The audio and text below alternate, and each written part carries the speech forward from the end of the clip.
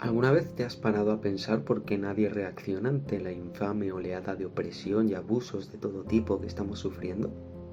¿No te causa estupor el hecho de que tras tantas y tantas revelaciones de casos de corrupción de todo tipo, injusticias y burlas hacia la población en general, no suceda absolutamente nada? ¿Te has preguntado por qué no estalla una revolución masiva y por qué todo el mundo parece estar como hipnotizado? Estos últimos 3 años se han hecho públicas informaciones de todo tipo que deberían haber dañado la estructura del sistema hasta sus mismísimos cimientos. Pero sin embargo la maquinaria sigue intacta, incluso más fuerte que nunca, sin tan solo un rasguño. Y esto solo hace que poner de manifiesto un hecho extremadamente preocupante que está sucediendo a nuestro alrededor, justo delante de nuestras narices y al que nadie parece prestarle atención. Y es el hecho de que la verdad ya no importa. De hecho, importan más los seguidores. Parece increíble, pero los hechos cada día nos demuestran lo contrario. La información que se pueda revelar ya no tiene sentido ni relevancia. Es un objeto más de consumo, de usar y tirar. Desvelar cualquier oscuro secreto y sacarlo a la luz ya no produce ningún efecto, ninguna respuesta por parte de la población, por más terrible o impactante que sea el secreto que se ha revelado.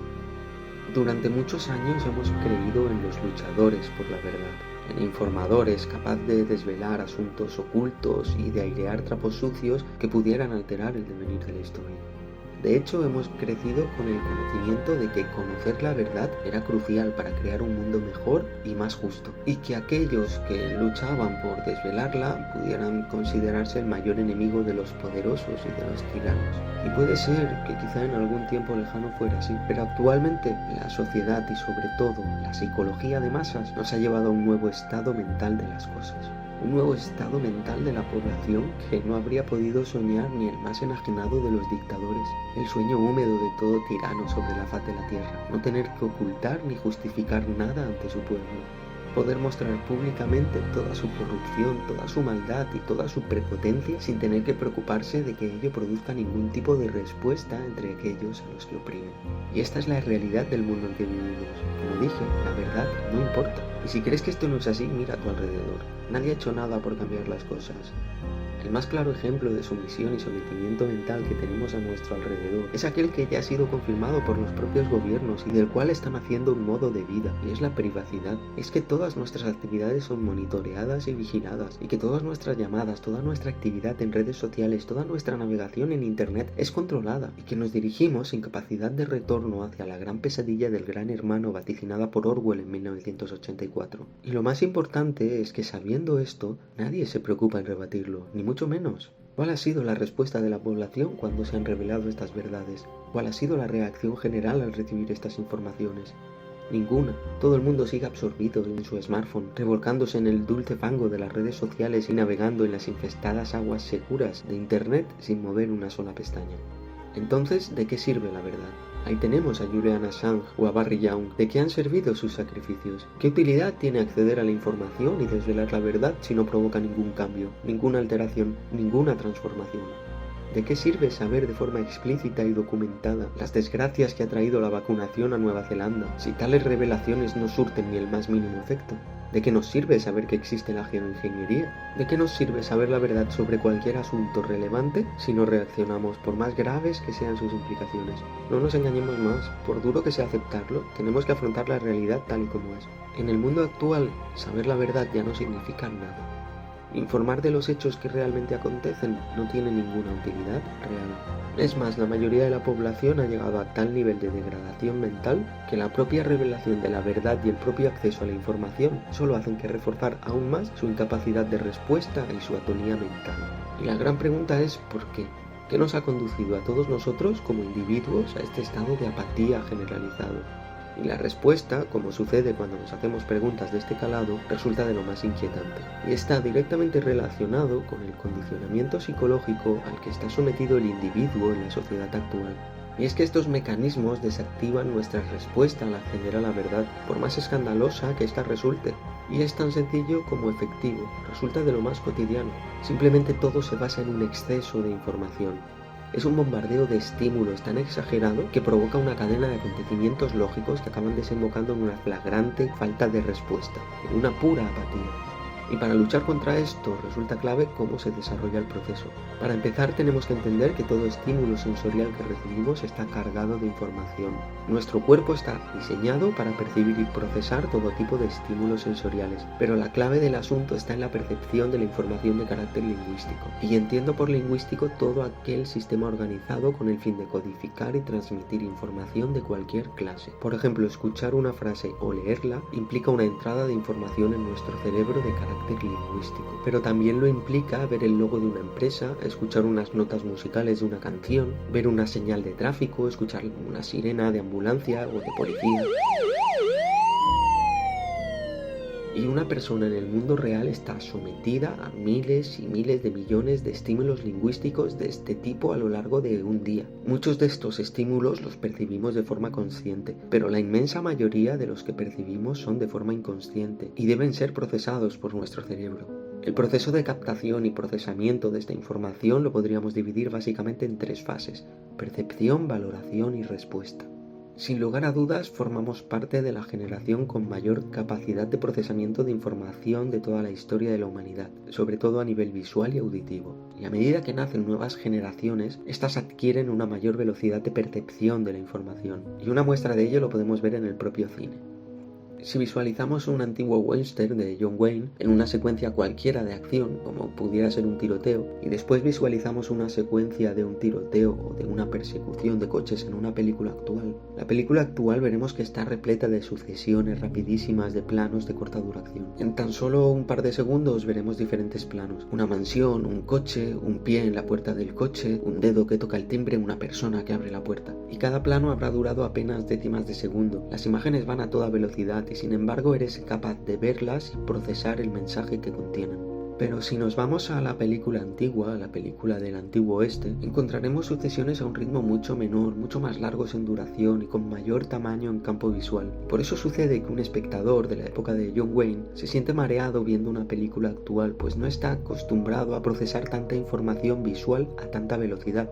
Y esto es un ejemplo simple del bombardeo de información al que está sometido el cerebro de alguien en la actualidad en comparación con el de una persona hace solo 50 años. Y a esto añádele todas las fuentes de información que te rodean: la televisión, la radio, internet, el móvil, la música omnipresente, publicidades de todo tipo, señales de tráfico, vestimenta en cada uno de los individuos que representa una serie de códigos lingüísticos para tu cerebro. La información a veces la ves en la tablet. Añádele además compromisos sociales, facturas, preocupaciones, imposiciones sociales y los deseos que te han programado tener. Se trata de un auténtico tsunami de información que tu cerebro debe procesar constantemente. Y todo ello en el mismo cerebro, con la misma capacidad que el de ese espectador de las antiguas películas del oeste hace tan solo 50 años. Y por lo visto parece que nuestro cerebro tiene capacidad suficiente para percibir tales volúmenes de información y comprender los mensajes ocultos asociados a esos estímulos. Y ahí no radica el problema. De hecho, parece que nuestro cerebro disfruta con ello, pues nos hemos convertido en adictos al bombardeo de estímulos. El problema aparece en la siguiente fase, en la valoración, que es cuando debemos valorar la información recibida, es decir, cuando llega la hora de juzgar y analizar sus implicaciones, que es cuando nos topamos con nuestras limitaciones, porque literalmente no disponemos de tiempo material para hacer una valoración en profundidad de esa información. Antes de que nuestra mente por sí misma, con criterios propios, pueda juzgar de forma más o menos profunda la información que recibimos, volvemos a ser bombardeados por una nueva oleada de estímulos que nos distraen e inundan nuestra mente. Y es por esa razón principalmente que nunca llegamos a valorar en su justa medida la información que recibimos, por importantes que sean sus posibles implicaciones. Para entenderlo mejor vamos a hacer una analogía simple, en forma de pequeña historia. Imagina una persona muy introvertida que pasa la mayor parte del tiempo encerrada en su casa. Prácticamente no tiene amigos ni entabla relaciones sociales de ningún tipo. Y supongamos que esta persona baja al supermercado a comprar una botella de leche y cuando va a pagarla se le cae al suelo y la rompe. Causa un gran estruendo alrededor y mancha su ropa a ojos de la cajera y de los clientes. Cuando esta persona vuelve a casa aislada de toda relación y estímulo social, probablemente le dará un gran valor a lo acontecido en el supermercado. Se preguntará el motivo por el cual se le cayó la leche, qué movimiento realizó en falso para que eso sucediera. Se cuestionará si fue culpa suya o fue culpa de la cajera o de la botella que era demasiado resbaladiza. Analizará en su cabeza la mirada de todos y cada uno de los allí presentes. Incluso observará las manchas en su ropa e intentará adivinar lo que pensaban sobre ella las demás personas. Se sentirá ridícula y juzgará ese acontecimiento meramente anecdótico como algo mucho más importante y relevante de lo que realmente es. Y simplemente porque para esta persona ese ridículo en el supermercado será el gran estímulo o el gran acontecimiento social de su día o de la semana. Quizá no lo olvide en meses, en años o en su vida. Pero si sustituimos a la persona introvertida y sin relaciones por una persona extrovertida que pasa el día entero rodeada de gran cantidad de personas y acontecimientos, interactuando frenéticamente con clientes, compañeros de trabajo, con vida social, hablando por teléfono, concertando citas, haciendo reuniones, riendo, enfadándose y rematando el día tomando copas con amigos. Supongamos que esa persona va a comprar leche y también se le cae, causando un gran estruendo y manchándose la ropa. La valoración individual que hará del hecho será meramente anecdótica, pues representará un evento más entre los muchos acontecimientos de carácter social que experimenta a lo largo de su jornada, y probablemente en pocas horas se habrá olvidado de lo que ha sucedido. Una persona en la sociedad actual se asemeja mucho al segundo modelo, sometida a una gran cantidad de estímulos sensoriales, sociales y lingüísticos. Para nosotros, toda la información es recibida rápidamente, digerida y olvidada al minuto, arrastrada por la corriente incesante de información que entra en nuestro cerebro como un torrente, porque vivimos inmersos en la cultura del reenvío, en la cultura del tuit, en la cultura del consumir y olvidar, un mundo donde toda reflexión sobre un evento dura 140 caracteres, y esa es la profundidad máxima a la que llega nuestra limitada capacidad de análisis.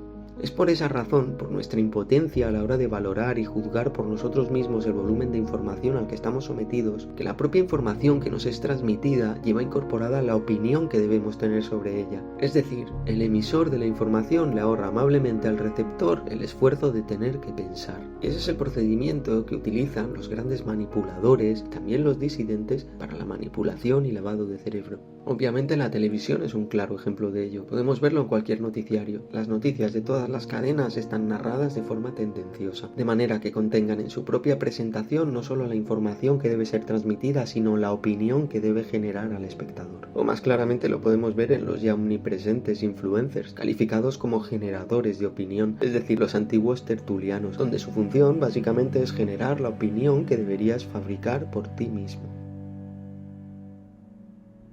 De este modo, el bombardeo continuo e incesante de información en nuestro cerebro nos impide juzgar adecuadamente el valor de los hechos con criterio propio y según nuestros códigos internos. Nos quita el tiempo que deberíamos tomar para sopesar las consecuencias de un acontecimiento y lo fragmenta en pedacitos de pequeños mensajes y vídeos, y con ello convierte en breve y superficial cualquier juicio que emitamos sobre una información recibida. Como dije en audios anteriores, nos hace pensar en titulares llamativos con luces de neón, y por norma general esos titulares ni tan solo los pensamos nosotros mismos, sino que nos son inoculados con la propia información. Y aquí entra nuestra capacidad de respuesta. Una vez se ha reducido a la mínima expresión nuestro tiempo de valoración personal de los hechos, entramos en la fase decisiva del proceso, aquella en la que nuestra posible respuesta queda anulada. Aquí entran en juego las emociones y los sentimientos, el motor de toda respuesta y acción. Y es que al reducir nuestro tiempo dedicado a juzgar una información cualquiera, también reducimos la carga emocional que asociamos a esa información. Observa nuestras propias reacciones. Podemos indignarnos mucho al conocer una noticia cualquiera, ofrecida en un telediario, como por ejemplo el desahucio forzoso de unos ancianos sin recursos. Pero al cabo de unos segundos, tras recibir esa información, somos bombardeados por otra información distinta que nos lleva a sentir otra emoción superficial diferente, olvidando así la emoción anterior. Para decirlo de forma clara, de la misma manera que nuestra capacidad de juicio y análisis queda reducida a un simple reenvío o un simple tuit, nuestra respuesta emocional queda reducida a un emoticono. Y aquí es donde reside la clave del asunto. Es en este punto donde queda desactivada nuestra posible respuesta. Y para entenderlo mejor, vamos a volver a la analogía de la persona introvertida y extrovertida que rompían la botella de leche en el supermercado. La persona introvertida, encerrada en su hogar, que ha otorgado un valor más profundo a los hechos acontecidos en el supermercado, seguirá dándole vueltas vueltas al asunto una y otra vez. Es decir, no olvidará fácilmente las emociones vinculadas al ridículo que sintió en ese momento y con mucha probabilidad esa exposición continuada a sus propias emociones acabará desembocando en un sentimiento de incomodidad ante la posibilidad de volver a ese supermercado. De este modo es muy posible que esa persona no vuelva durante un tiempo a comprar en ese supermercado, aunque esto implique que tenga que ir un poco más lejos a comprar la leche. Esta persona ha llegado al punto de fabricar un sentimiento de repulsa hacia el propio establecimiento y las personas que la vieron hacer el ridículo. Es decir, la energía emocional que habrá volcado sobre este hecho en concreto habrá terminado desembocando en una reacción efectiva ante el hecho en sí. Sin embargo, la persona extrovertida volverá sin ningún tipo de problema al supermercado al comprar la leche y recordará el hecho con la cajera, pues en su mente el suceso llevará asociada muy poca carga emocional. Como mucho, quizás se sonroje un poco al ver a algún cliente o conocido. Es decir, la persona extrovertida no emprenderá acciones efectivas y tangibles derivadas del suceso de la botella de leche. Más allá de las valoraciones que hagamos sobre estos personajes ficticios, estos ejemplos nos sirven para evidenciar que el bombardeo incesante de estímulos al que estamos sometidos acaba desembocando en una fragmentación de nuestra energía emocional y por lo tanto acabamos ofreciendo una respuesta superficial o nula a un mismo estímulo. Una respuesta que en momentos como los que vivimos debería ser mucho más contundente y que sin embargo no llegamos a generar porque carecemos de energía suficiente para hacerlo. Y todos observamos desesperados a los demás y nos preguntamos ¿por qué no reaccionan? ¿Por qué no reacciono yo? Y esa impotencia desemboca al final en una sensación de frustración y apatía generalizadas. Esta parece ser la razón básica por la que no se produce una revolución, cuando por la lógica de los acontecimientos debería producirse. Se trata, pues, de un fenómeno meramente psicológico. Este es el mecanismo básico que aborta toda respuesta de la población ante los continuos abusos recibidos. La base sobre la que se sustentan todas las manipulaciones mentales a las que estamos sometidos actualmente. El mecanismo psicológico que mantiene a la población dócil, idiotizada y sumisa. Lo podríamos resumir así. El excesivo bombardeo de información nos impide tomarnos el tiempo necesario para otorgar el valor adecuado a cada estímulo recibido y con ello nos impide asociarle la suficiente carga emocional como para generar una reacción efectiva y real. Poco importa si todo esto forma parte de una gran conspiración para controlarnos o si hemos llegado a este punto por la propia evolución de la sociedad, porque las consecuencias son exactamente las mismas. Los más poderosos harán lo posible por mantener estos mecanismos en funcionamiento. De hecho, fomentarán tanto como puedan su desarrollo, simplemente porque les beneficia. De hecho, la propia revelación incesante de la verdad favorece estos mecanismos. A los más poderosos ya no les importa mostrarse tal y como son, ni desvelar sus secretos, por sucios y oscuros que estos sean. Revelar estas verdades ocultas contribuye en gran medida a aumentar el volumen de información con el que somos bombardeados y a la posterior aceptación. Cada secreto revelado crea nuevas oleadas de información que puede ser manipulada e intoxicada con datos adicionales falsos, contribuyendo con ello a la confusión y al caos informativo y con todo esto a oleadas secundarias de información que nos aturdirán aún más y nos sumirán profundamente en la apatía. Si combinamos esta apatía fruto de la poca energía emocional con la que intentamos responder, con las tremendas dificultades que el propio sistema nos pone a la hora de castigar a los responsables, se generan nuevas oleadas de frustración, cada vez más acusadas que nos llevan paso a paso a la rendición definitiva y a la sumisión absoluta. Así que no lo dudes, a las personas que ostentan el poder les interesa bombardearte con enormes volúmenes de información, porque una vez instaurada en la sociedad esta forma de interactuar con la información recibida, todos nosotros nos convertimos en adictos a este incesante intercambio de datos. El bombardeo de estímulos representa una auténtica droga para nuestro cerebro, que cada vez necesita más velocidad en el intercambio de informaciones y exige menos tiempo para tener que procesarlas. Nos sucede a todos, cada vez nos cuesta más dedicar tiempo a leer un artículo largo cargado de información estructurada y razonada. Exigimos que sea más resumido, más rápido, que se lea en una sola línea y que se ingiera como una pastilla. Nuestro cerebro se ha convertido en un drogadicto de la información rápida, en un yonki ávido de continuos chutes de datos por ingerir, a poder ser pensados y analizados por cualquier otro cerebro, para no tener que hacer el esfuerzo de fabricarnos una compleja y contradictoria opinión propia. Porque odiamos la duda, pues nos obliga a pensar. Ya no queremos hacernos preguntas, solo queremos respuestas rápidas y fáciles. Somos y queremos ser antenas receptoras y replicadoras de información como meros espejos que rebotan imágenes infinitas. Pero los espejos son planos y no albergan más vida en ellos que la que reflejan proviniendo del exterior. Hacia ahí se dirige el ser humano de forma acelerada. Quizá lo expuesto en este audio no es lo que querías escuchar, es poco estimulante y resulta algo complicado y farragoso, pero las realidades complejas no pueden reducirse en un ingenioso titular. para emprender una transformación profunda de nuestro mundo, para iniciar una auténtica revolución que lo cambie todo y nos lleve a una realidad mejor, debemos descender hasta las profundidades de nuestra mente, hasta la sala de máquinas, donde entran en marcha todos los mecanismos y resortes que determinan nuestras acciones y movimientos. Ahí es donde se está realmente escenificando la auténtica guerra por el futuro de la humanidad. Nadie nos salvará desde un púlpito con brillantes proclamas y promesas de una sociedad más justa y equitativa, ni desde una cuenta de Twitter, Telegram o Twitch. Nadie nos salvará solo contándonos la supuesta verdad, ni desvelando los más oscuros secretos de los poderes en las sombras. Como acabamos de exponer, la información y la verdad no tienen absolutamente ningún valor ni importancia, porque nuestros mecanismos de respuesta están averiados. Tenemos que descender hasta ellos, hasta la sala de máquinas y repararlos, y para conseguirlos tenemos que averiguar cómo funcionan. Para ello no sería necesario hacer un complejo curso de psicología. Observando con atención y razonando con nosotros mismos podemos conseguirlo, porque no se trata de algo esotérico ni fundamentado en creencias extrañas de carácter místico, religioso o nuevo orden mundial. Es pura lógica. No hay revolución posible sin una transformación profunda de nuestra psique a nivel individual, porque nuestra mente está programada por el sistema y por lo tanto para cambiar el sistema que nos aprisiona, antes tenemos que cambiar nuestra mente. ¿Y tú lo vas a hacer?